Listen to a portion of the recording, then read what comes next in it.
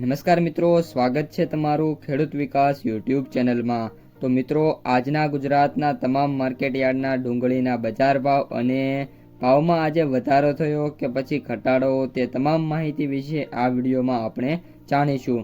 તો વિડીયોને છેલ્લે સુધી જોતા રહેજો અને હજુ સુધી જો તમે ખેડૂત વિકાસ યુટ્યુબ ચેનલને સબસ્ક્રાઈબ ના કરી હોય તો સબસ્ક્રાઈબ કરી લેજો અને સાથે એમાં બાજુમાં આવેલા બેલ આઇકનને પણ દબાવી દેજો, જેથી દરરોજે દરરોજના તાજા બજાર ભાવ અને એને લગતી માહિતી તમને સૌથી પહેલા મળતી રહે।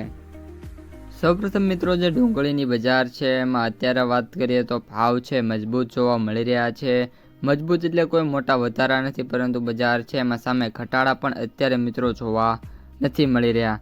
ખાસ કરીને મિત્રો, જે ડુંગળી છે એમાં આજે વાત કરીએ તો મને મિત્રો કોઈ પણ પ્રકારનો ચેન્જીસ છે જોવા નહીં મળે અને ભાવ છે એકદમ સ્ટેબલ ગતિએ આગળ વધતા જોવા મળે એવી મિત્રો ધારણા છે।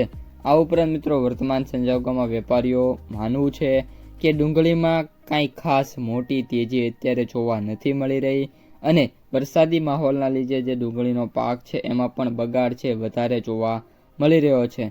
ખાસ કરીને મિત્રો, ગોંડલમાં ડુંગળીની વાત કરીએ તો 15,000 કટાની આવક સામે જે ભાવ છે એની વાત કરીએ તો લાલ ડુંગળીમાં મિત્રો 70 રૂપિયાથી લઈને 220 રૂપિયા સુધીના જોવા મળ્યા છે। રાજકોટમાં 3,000 કટાની આવક સામે ભાવની વાત કરીએ તો 45 રૂપિયાથી લઈને 280 રૂપિયા સુધીના જોવા મળ્યા છે। મહુવામાં જે મિત્રો વાત કરીએ તો હરાજીનું કામ મિત્રો ગઈકાલે બંધ હતું અને આજે વાત કરીએ તો એક્સપેક્ટેડ છે તો મે બી 5 થી લઈને 15,000 કટા વચ્ચે આવક થાય અને ભાવ છે એ 400 રૂપિયા સુધી મહુવામાં મિત્રો સૌથી ઊંચો જોવા મળી શકે છે।